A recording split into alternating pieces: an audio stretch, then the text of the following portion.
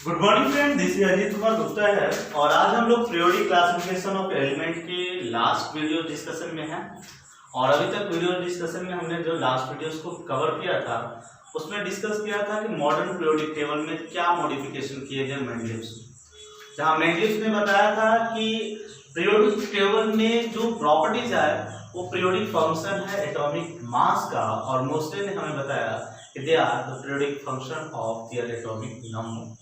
ठीक है, मेंडलीव के पीरियोडिक टेबल में 7 पीरियड्स और 8 ग्रुप्स थे और मोस्टली ने इसे करेक्ट करके अभी 18 ग्रुप्स ऑफ 7 पीरियड्स में कैटेगराइज किया। स्पेशल ग्रुप सेट एलिमेंट्स के लिए उन्होंने लैक्टेनॉइड्स और एक्टेनॉइड्स का 2 स्पेशल कैटेगरीज भी बताया कि उसे मेंडलीव ने किस तरह से इग्नोर किया था या मेंडलीव को इस बारे में कैसे नहीं पता।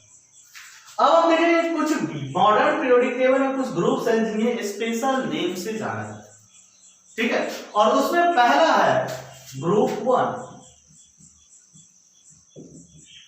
ग्रुप 1 जिसे नाम से जाना जाता है अल्कली मेटल। अब अल्कली मेटल की खासियत, अल्कली मेटल मतलब वैसे मेटल्स जो एक्वस सॉल्यूशन में जाकर के एक इलेक्ट्रॉन का त्याग कर, एक इलेक्ट्रॉन को डोनेट करके और पॉजिटिव कैटायन बनाए, सिंगल कैटायन बनाए, उसे कहते हैं अल्कली मेटल। तो अल्कली मेटल ग्रुप 1 के मेंबर को बोला जाता है। और ग्रुप 1 के मेंबर देखें तो हमारे पास है hydrogen, lithium, sodium, potassium, rubidium और सी। ये सब है ग्रुप 1 के मेंबर। एक और है फ्रांसियम। फ्रांसियम एक रेडियो एक्टिव एलिमेंट्स है, तो इसे हम बोल सकते हैं कि नेचुरली ये अकरिंग एलिमेंट्स में एक रेडियो एक्टिव सब्सटेंस है जिसके नीचे आपको स्टार मार्किंग दिखती होगी पीरियोडिक टेबल।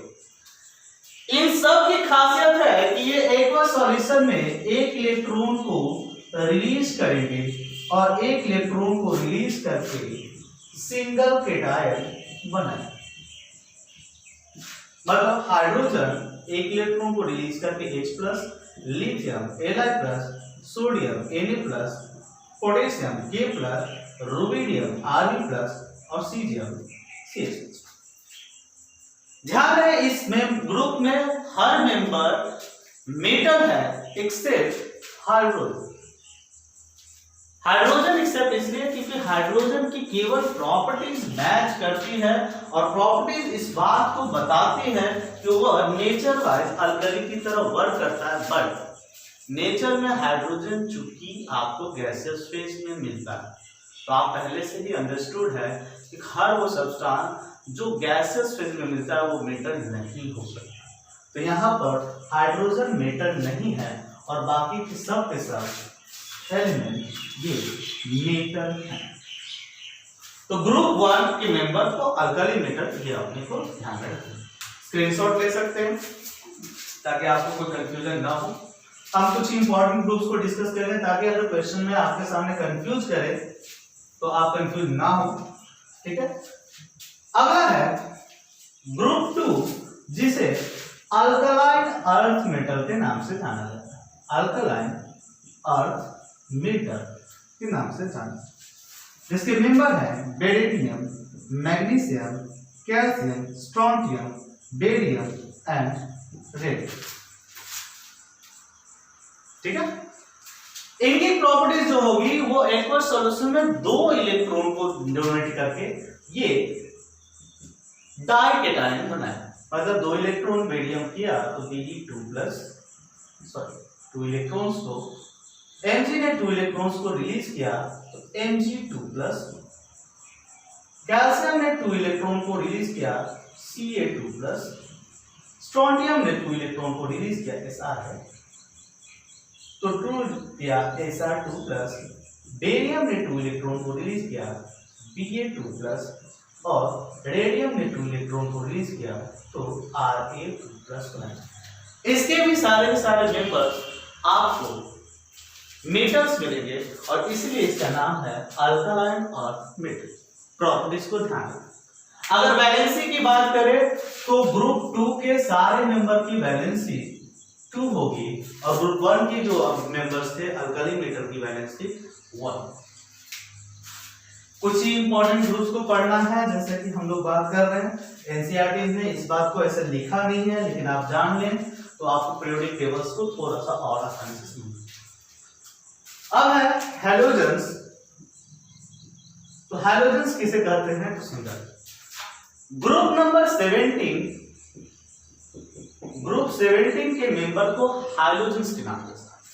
ग्रुप 17 के मेंबर हो गए फ्लोरीन, क्लोरीन, ब्रोमीन, आयोडीन। ठीक है, ये मेन मेंबर जिन्हें हम हैलोजेंस के नाम से जानते हैं। और इनकी प्रॉपर्टीज होगा कि ये एक इलेक्ट्रॉन को रेल करके पॉजिटिव एनायन बनाते हैं।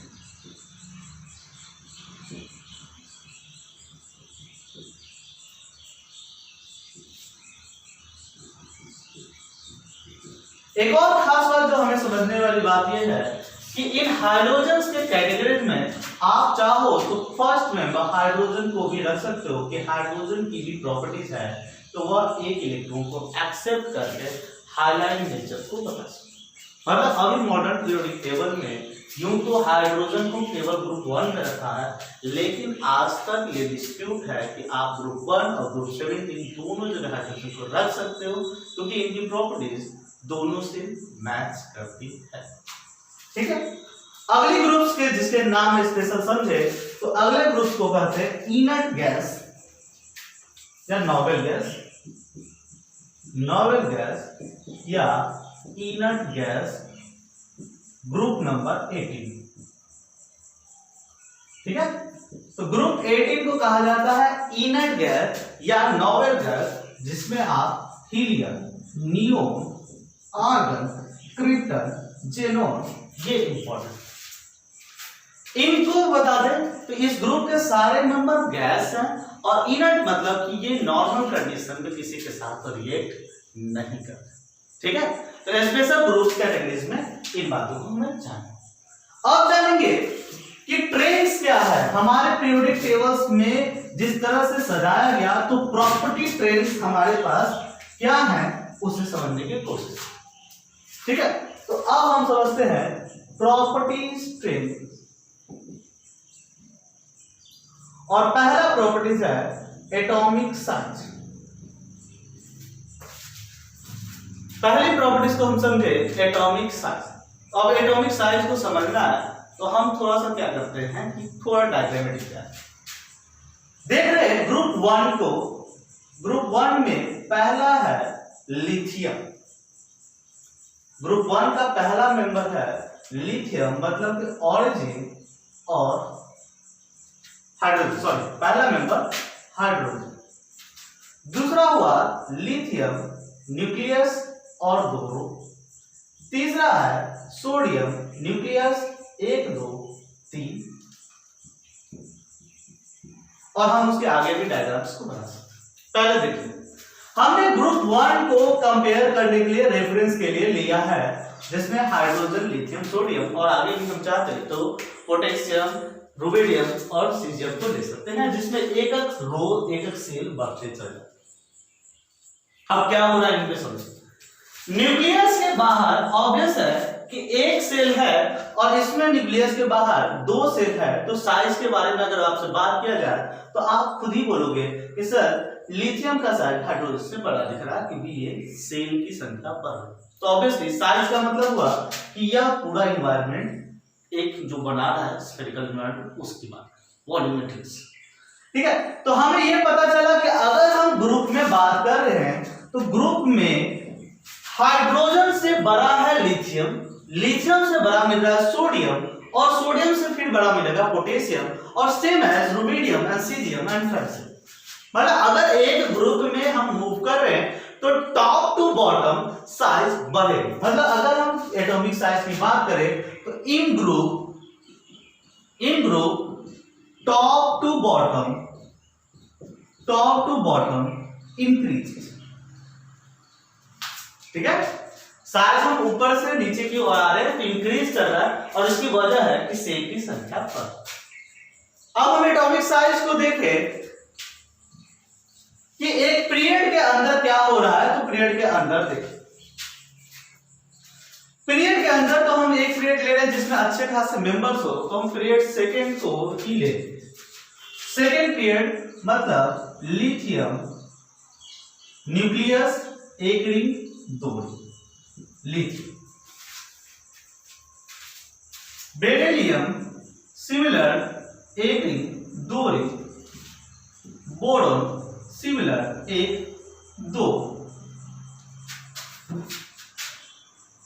कार्बन की बात कर ले तो कार्बन भी सिमिलर एक दो और सो ऑन। आप आगे से सबको कंपेयर कर सकते।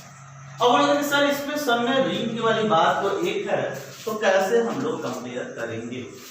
तो समझो, ये रिंग या फिर ये सेल हमें बताता है कि लास्ट इलेक्ट्रॉन वहां पर अवेलेबल है, मतलब इलेक्ट्रॉन का लास्ट एनवायरनमेंट या लिथियम के साइड यहां तक रेस्ट्रिक्टेड है क्योंकि वहां पर इलेक्ट्रॉन अवेलेबल है। लिथियम में देखें तो इसके न्यूक्लियस में 3 प्रोटॉन है जो लास्ट इलेक्ट्रॉन को खींच रहा है, मतलब फोर्स ऑफ अट्रैक्शन एक्ट कर रहा है। बेरिलियम की बात करें तो यहां पर 4 प्रोटॉन है जो इस लास्ट इलेक्ट्रॉन को खींच रहा है। बोरॉन की बात करें तो यहां 5 प्रोटॉन है जो लास्ट इलेक्ट्रॉन को खींच रहा है। और कार्बन की बात करें तो यहां 6 प्रोटॉन है जो लास्ट इलेक्ट्रॉन को फोर्स ऑफ अट्रैक्शन या फिर उसे खींच रहा होगा। अब एक बात बताओ यार, किसी एक साइज के चीजों को अगर आप न्यूक्लियस पर आदमी भर दो, मान लो कि आप 3 लोग मिलकर के उसे खींच रहे हो, 4 हो, 5 और 6, कब उसको ज्यादा खींच पाओगे? ऑब्वियसली जब आप न्यूक्लियस में ज्यादा प्रोटॉन है, ज्यादा प्रोटॉन अपने बाहर वाले सराउंडिंग इलेक्ट्रॉन्स को ज्यादा नजदीक बांध करके रखें। और ज्यादा नजदीक का मतलब है कि इसके साइज को छोटा कर देंगे। अरे भाई आप इसे ज्यादा खींच दिए तो ज्यादा खींचने का मतलब क्या है कि ये श्रिंक कर गया, छोटा हो गया। तो इसका मतलब कि जैसे जैसे न्यूक्लियस में प्रोटॉन की संख्या बढ़ रही है साइज क्या हो रहा है? छोटा। तो अगर हम पीरियड की बात करें इन पीरियड, तो इन पीरियड हमारा क्या हुआ कि यहाँ पर लेफ्ट टू राइट, ये हम लेफ्ट टू राइट जा रहे हैं क्योंकि लेफ्ट साइड में लिथियम है, बेरिलियम, बोरॉन, कार्बन, तो लेफ्ट टू राइट जा रहे हैं। तो हमारा साइज क्या दिख रहा है कि घट रहा है क्योंकि न्यूक्लियस में प्रोटॉन्स की संख्या बढ़ रही है और उसे श्रिंक कर। तो एक पीरियड हम बोल सकते हैं कि left to right, right decreases. तो एटॉमिक साइज का हमें मिला in group top to bottom increase कर रहा है, ऊपर से नीचे जैसे जैसे जा रहे हैं इंक्रीज कर रहा है क्योंकि सेल की संख्या बढ़ रही है। और पीरियड में लेफ्ट टू राइट हम जा रहे हैं तो क्योंकि प्रोटॉन्स की संख्या बढ़ रही है तो आप अगर एटॉमिक साइज को आपको कंपेयर करना हो तो आप इन आइडेंटिटीज के बेसिस पर डायरेक्ट कंपेयर कर सकते हैं। अब दूसरी प्रॉपर्टीज को हम डिस्कस करते हैं। तो दूसरी प्रॉपर्टीज है, दूसरी प्रॉपर्टीज है अपना एटॉमिक रेडियस, जिसे एटॉमिक रेडी भी बोलते हैं। अब एटॉमिक रेडियस का मतलब है कि आप उसके न्यूक्लियस के पॉइंट से बाहर के एनवायरनमेंट तक का जो सेपरेशन है इसी को ही बोल रहे हो एटॉमिक रेडियस। ठीक है, तो आपके लिए सिंपल बात है कि जिसका साइज बड़ा उसका रेडियस बड़ा। साइज बड़ा का मतलब क्या है कि ये जितना बड़ा होगा उतना ही ज्यादा उसके न्यूक्लियस के सेंटर से डिस्टेंस ज्यादा होगा। मतलब अगर बात करें एटॉमिक रेडियस तो इसे कुछ अलग से पढ़ने की जरूरत नहीं है, ये सेम ट्रेंड फॉलो करेगा जो एटॉमिक साइज ने फॉलो किया, क्योंकि जिसका साइज बड़ा उसकी रेडियस बड़ा, और इसलिए इस पर हम ज्यादा चर्चा करके समय अपना नष्ट नहीं करते। ठीक है, प्रॉपर्टीज में हम अगली प्रॉपर्टीज को देखते हैं और अगली प्रॉपर्टीज है मेटालिक और नॉन मेटालिक प्रॉपर्टीज। मतलब पीरियोडिक टेबल में मेटालिक और नॉन मेटालिक प्रॉपर्टीज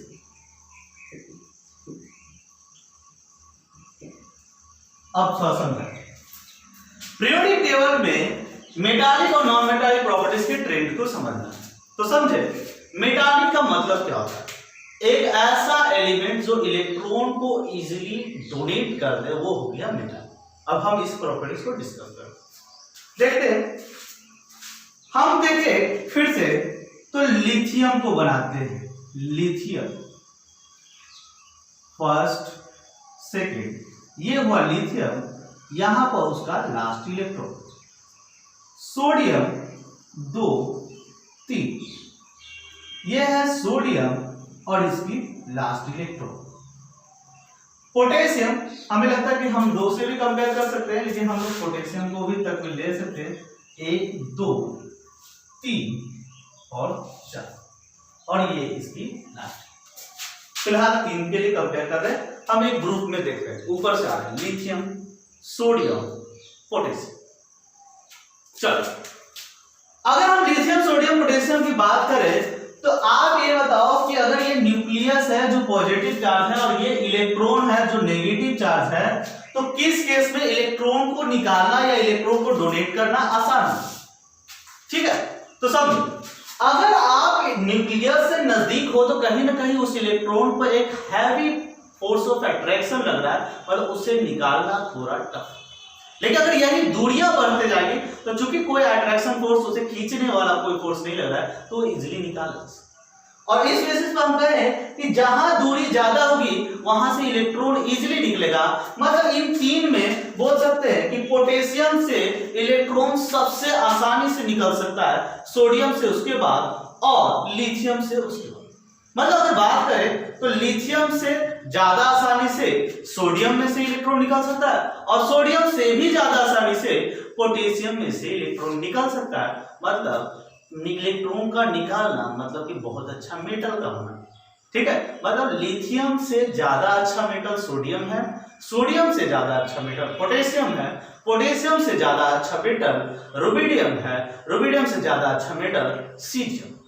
तो अगर मेटालिक नेचर की बात करें तो इन ग्रुप हम कह सकते हैं कि अगर टॉप टू बॉटम हम आते हैं, ऊपर से नीचे, तो ऊपर से नीचे आ रहे हैं तो मेटालिक नेचर बढ़ रहा है। और मेटालिक नेचर का बनना, या फिर आप बोल सकते हैं कि टॉप से बॉटम जब आ रहे हैं तो नॉन मेटालिक नेचर घट रहा है। इसी दोनों को बोलो, या तो आप मेटालिक नेचर में बोलोगे तो बोलोगे कि टॉप से बॉटम आ रहे हैं तो मेटालिक नेचर बढ़ रहा है, या फिर टॉप से बॉटम आ रहे हैं तो नॉन मेटालिक नेचर घट रहा है। कारण स्पष्ट है। कारण अगर जिसे समझ में नहीं आया तो आप वीडियोस को थोड़ा सा पीछे करके देखिए। ठीक है, अब हम लोग देखें कि पीरियड में क्या होगा। तो पीरियड में देख लेते हैं कि पीरियड में हमारे सामने क्या होने वाला है। तो पीरियड में हम जानते हैं कि लेफ्ट साइड में रखे एलिमेंट्स इलेक्ट्रॉन को रिलीज करने के लिए कैपेबल है। मतलब ग्रुप 1 ग्रुप 2 के इलेक्ट्रॉन रिलीज कर रहे हैं, ग्रुप 13 वाले इलेक्ट्रॉन को रिलीज कर रहे हैं, 3+ बना रहे हैं। लेकिन ग्रुप 14 वाले इलेक्ट्रॉन को अब एक्सेप्ट करना या शेयरिंग पर 50 इलेक्ट्रॉन एक्सेप्ट। मतलब कि इस साइड लेफ्ट हैंड साइड जो आपके पीरियोडिक टेबल में ये लेफ्ट हैंड साइड वाले एरिया वाले एलिमेंट्स जो हैं वो इलेक्ट्रॉन को रिलीज करना चाहते हैं, लेकिन राइट हैंड साइड वाले इलेक्ट्रॉन को एक्सेप्ट करते हैं। और अगर लेफ्ट हैंड साइड में भी बोले तो कह सकते हैं कि जिसमें एक इलेक्ट्रॉन है, सिंगल इलेक्ट्रॉन है, वो इजीली एक्सेप्ट रिलीज करेगा। मतलब हम बोले कि लेफ्ट में मेटालिक नेचर सबसे ज्यादा होता है और राइट में नॉन मेटालिक। अगर हम मेटालिक नेचर की बात करें तो मेटालिक नेचर अगर हम राइट से लेफ्ट की ओर जाते हैं तब बढ़ेगा, क्योंकि लेफ्ट में मेटल का नेचर ज्यादा है।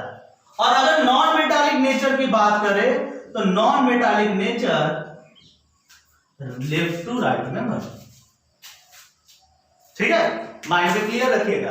अगर आप मेटल से नॉन मेटल की तरफ जा रहे हैं इसका मतलब कि नॉन मेटालिक नेचर बढ़ रहा है या मेटालिक नेचर घट रहा है, और नॉन मेटल से मेटल की तरफ आ रहे हैं इसका मतलब मेटालिक नेचर बढ़ रहा है। और नॉन मेटल कहां है? आपके राइट साइड में, और मेटल कहां है? आपके लेफ्ट साइड। इस हिसाब से आप नॉन मेटल और नॉन मेटल एक नेचर को डिस्कस कर सकते। ठीक है, अब है वैलेंसी। तो वैलेंसी के बारे में बात किया जाए तो वैलेंसी पर हम पहले चर्चा कर चुके हैं, इसलिए ट्रेंड्स को बता दे कि वैलेंसी वैलेंशियल इलेक्ट्रॉन्स पर डिपेंड करती है। और वैलेंशियल इलेक्ट्रॉन के हिसाब से अगर आप वैलेंसीज के ट्रेंड को नोट करना चाहते हो तो जिसमें वैलेंस शेल इलेक्ट्रॉन 1 है,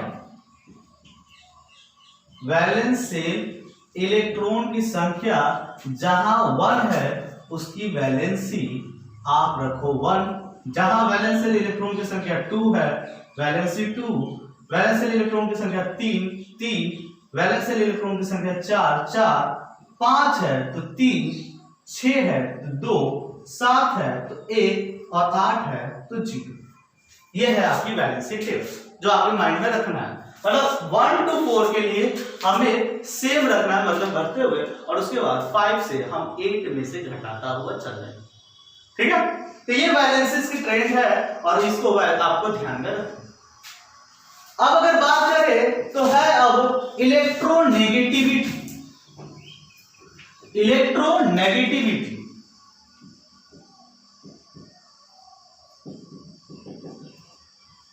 ठीक है, तो इलेक्ट्रोनेगेटिविटी क्या होता है तो समझा जाए। किसी एलिमेंट की वह कैपेसिटी जिससे वो इलेक्ट्रॉन को अपनी ओर खींच सके।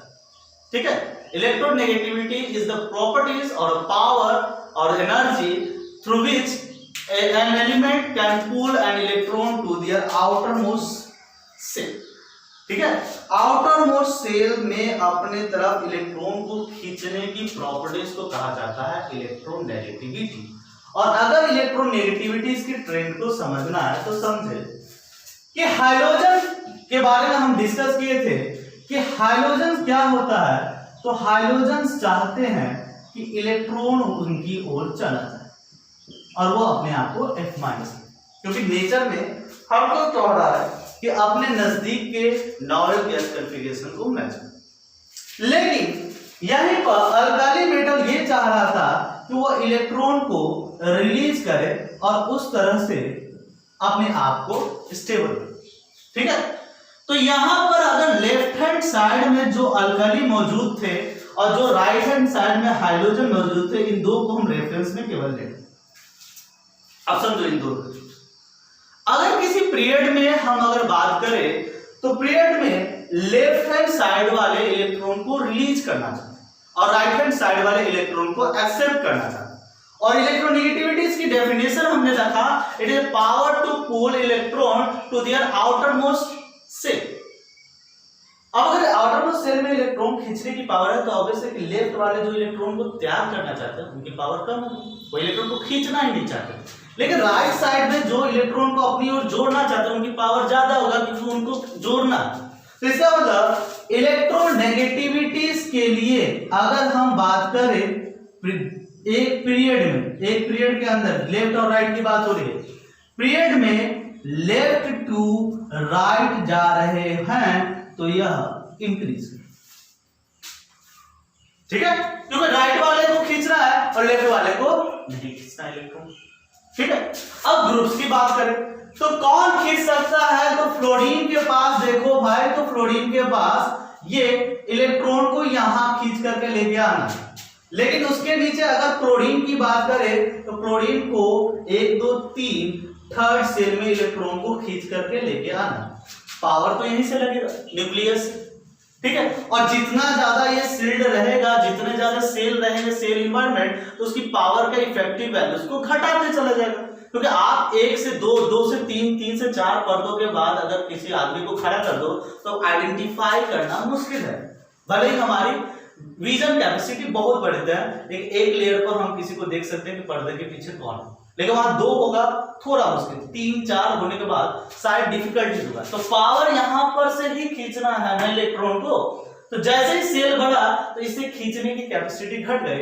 इसका मतलब सबसे ज्यादा कैपेसिटी फ्लोरीन के पास था क्योंकि सेल की संख्या कम, क्लोरीन के पास थोड़ा कम, ब्रोमीन कम। मतलब अगर हम पीरियड के बाद ग्रुप में डिस्कस कर रहे हैं तो ग्रुप में हमें पता चला कि ग्रुप में टॉप से बॉटम अगर हम आ रहे हैं, मतलब ऊपर से नीचे आ रहे हैं, तो इलेक्ट्रोनेगेटिविटी घटती है। टॉप से नीचे बॉटम अगर हम आ रहे हैं तो ग्रुप के अंदर हम अगर टॉप से बॉटम आ रहे हैं तो इलेक्ट्रोनेगेटिविटी घटेगी।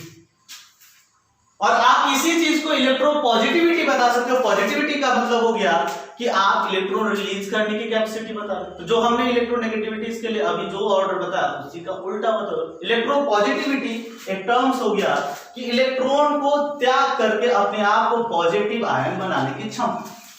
ठीक है, तो इलेक्ट्रोपॉजिटिविटी इलेक्ट्रोनेगेटिविटी के उल्टे ट्रेंड्स को फॉलो करेगा।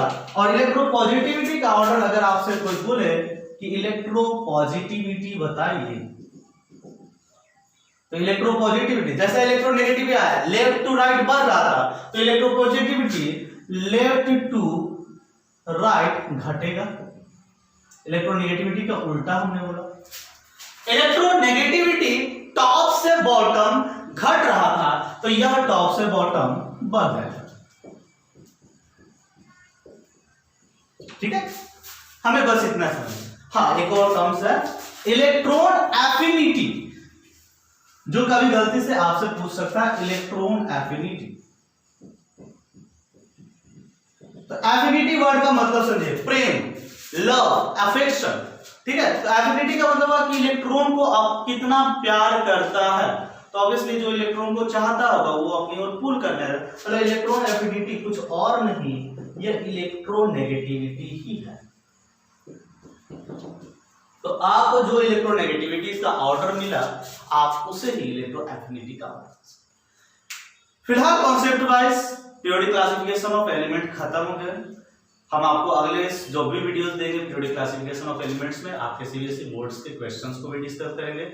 और भी स्टैंडर्ड लेवल पर जो भी हो, ओलंपियाड्स वगैरह या फिर एनटीएससी या फिर कोई भी कंपटीशन एग्जाम में इससे जुड़ा हुआ क्या सवाल पूछा गया है उसे भी डिस्कस। ठीक है, thank you, have a nice day.